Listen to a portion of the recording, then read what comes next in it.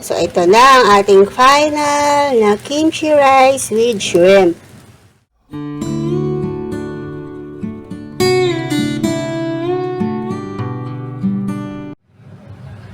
Hello mga kasisi! Welcome back to my channel. So, isa na namang rice meal ang aking lulutuin. Ito ay kimchi rice with shrimp. So, ito yung step by step para makagawa ka ng kimchi rice with shrimp. So, napakadali lamang. So, kailangan mo ng lulutuan mo ng iyong rice or fried rice. So, kailangan natin ng sesame oil. So, ito yung ating gagamitin para sa ating paggisa. Sesame oil para yung fragrant niya ay mabango. And then, we have here our garlic and onion. So, nakabukas na yung ating kalan. So, gigisa lang natin itong ating garlic. So, konting garlic lang. Kasi ang lulutuin ko lang na kimchi rice ay sakto lang para hindi masayang. So, we are 4 in the family. So, 4 servings lang. So, igisa lang natin yung ating bawang. So, kapag medyo golden brown na siya, and then, lalagyan na natin yung ating sibuyas. So, medyo pino yung hiwa ko ng sibuyas.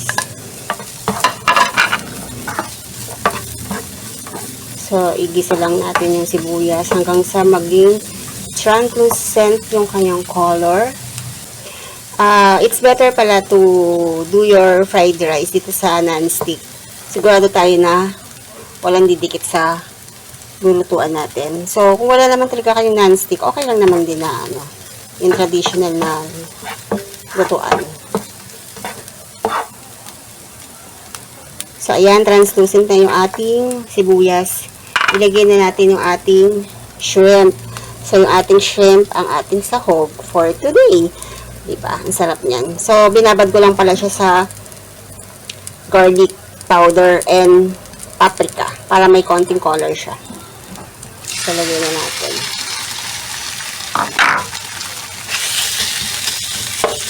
So, igigisa lang muna natin to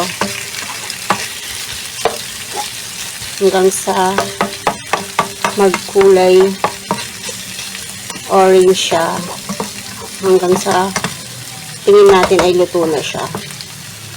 So, babalik-balik ta rin lang natin siya kasi madali namang maluto ang hipon. Hindi naman kailangan matagal siya kasi magiging siya, gummy or parang rubber rice. So, ayan konting lang siya. Diba? Kita nyo guys. Konting luto lang. And then, natin ko pala siya sa gitna kung mapapansin nyo. Kasi, tinanggal ko yung kanyang bituka. So, wait lang natin maluto yung both sides niya. Diba? Ang sarap ng sahog natin. So, hindi tayo gagamit yun ng meat. So, meatless tayo today. So, ilang piraso lang tong hipon na to. Tinanggal ko kasi yung kanyang ulo tsaka yung kanyang balat. Parang 150 pesos yata yung bili ko dito. Pero malalaki naman yung mga hipon. Diba? Ang ganda ng kulay niya kapag nilagyan mo siya ng paprika. Para siyang medyo mamula-mula. Parang pisngi lang na isang batang mamula-mula. Diba? Mabilis lang naman lutuin to eh. Dumadaldal lang ako kaya kaya medyo matagal. Pero kung talagang dire-diretso tayo. Mabilis lang. Isi-set aside natin to para mamaya ilalagay natin na lang siya kasi ma-overcook siya. So, hindi na masarap pagka-overcook ang isang shrimp. So, okay na to. Let's remove na. Iwanan natin siya. Iwanan natin yung sibuyas sa kayong bawang dyan kasi magsasamag na tayo ng rice or magpa-fried rice na tayo. Gawa tayo ng kimchi rice. Okay. So, kakuha na tayo ng hinaan ulit natin yung apoy. Masusunog kasi yung ating So, meron tayo ditong measuring cup. So, para hindi talaga tayo masayangan, sakto lang yung ating ilalagay. So, nagsaing ako kanina, ayan umuusok-usok pa. So, 1. So, 4 servings lang yung gagawin natin. So, 2. 3. Nilagyan ko kasi ng pandan yung rice. So, mabango siya. Yung aroma. So, ayan, 4 servings na. So, okay na to sa amin. Maaga. And then, mix lang natin para yung kanyang yung lasa ng onion tsaka lasa ng garlic mapunta din sa rice. So, mas maraming garlic, mas masarap. So, yung kulay din ng paprika, pumupunta na siya sa rice. Nagiging parang reddish na siya. Dagdagan natin siya ng olive oil. Ay, na ano. Dagdagan natin ng sesame oil para mas mabango siya.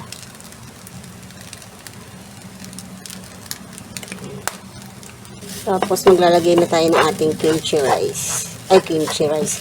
Maglalagay na tayo ng ating kimchi. So, meron tayong binili ditong kimchi. So, we have here yung ating kimchi. So, bago lang to. Ayan. Puno pa siya. So, maglalagay tayo.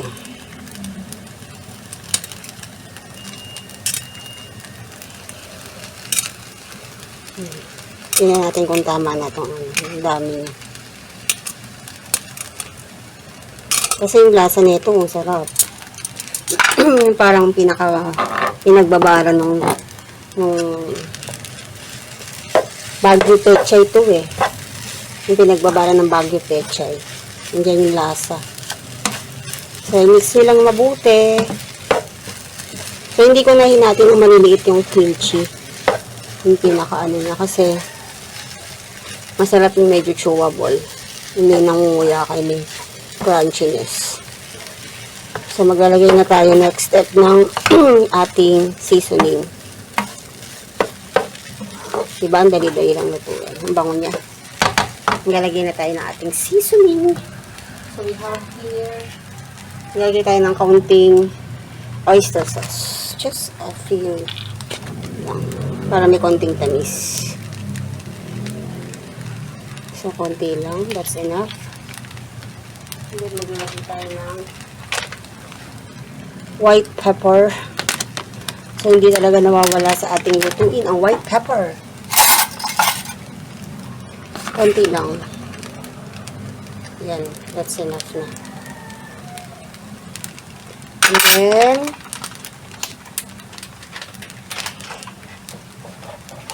lagay tayo ng onion powder. Naglagay na ako kanina ng garlic powder, so hindi na tayo maglalagay.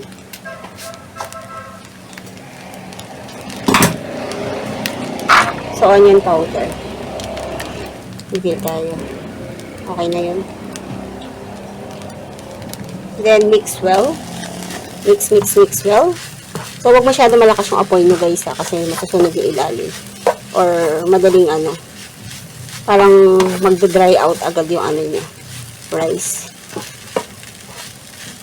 And then, pag gusto nyo pandagdagan yung kanyang kimchi, it's up to you. So, ito lang guys, na siya kadali. Titikman na natin kung okay na yung lasa niya. Pag na-mix na mabuti.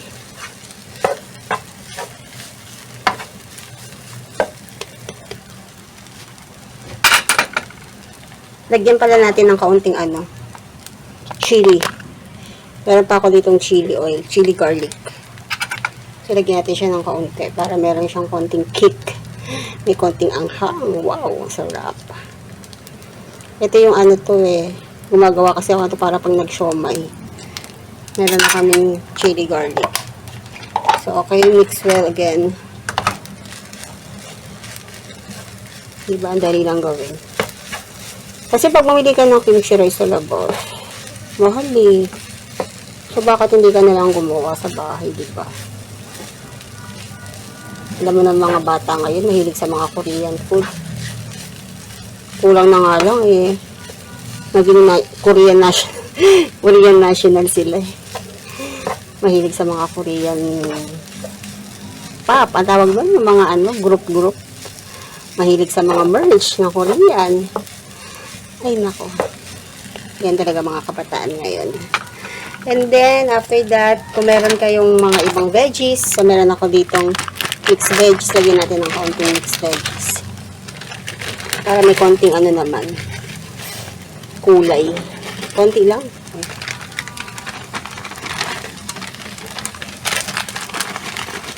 Yan, okay na. Para lang may color. Diba? Mas masaya pag maraming kulay.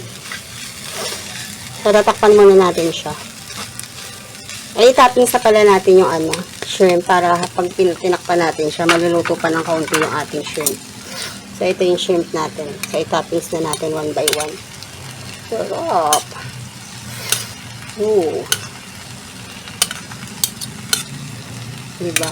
Ang ganda-ganda niyang tignan. So, yung mga bata is maiingga ng kumain pag ganito yung pagkain, diba? Tsaka mahilig din kasi kami sa shrimp. So, ayan. So, yung sabaw niya, ilagay na natin kasi sayang. Yung lasa niya nandiyan. Takpan natin.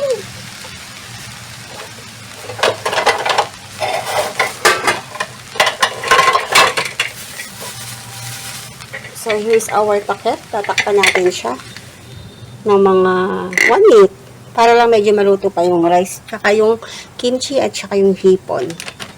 And then after that, titikman na natin ang kanyang lasa tikim. So, tingnan na natin kung ano nang nangyari dito sa ating kimchi rice with shrimp. Ito na ang ating kimchi rice with shrimp. So, titikman na natin siya kung may kulang pa ba na lasa. Para pag may kulang, i-adjust na lang natin. So, dito na tayo kumuha sa bandang gitna. Sarap.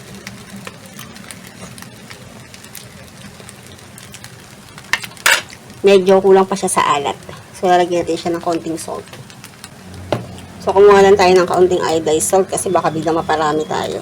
Kaya, i-sprinkle lang natin siya. And then, maglagay na rin tayo ng ating onion spring. So, kinuha ko lang to sa aking mini garden.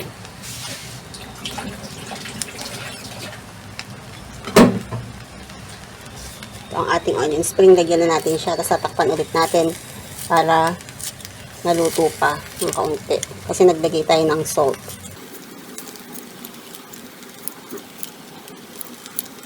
Masarap din itong onion spring. Nagdadagdag din siya ng lasa. So, ayan. Takpan ulit natin and then babalikan natin after a few seconds para lang maano yung kanyang nilagay nating salt malusaw. So after a few seconds, tingnan na natin ulit yung ating kimchi rice kung ano na ang lasa. So ito na ang ating final na kimchi rice with shrimp. Titikman na natin. Final taste. Haluin na natin siya. Usok-usok pa. Sarap. Kuha tayo ng kaunti. Tikman.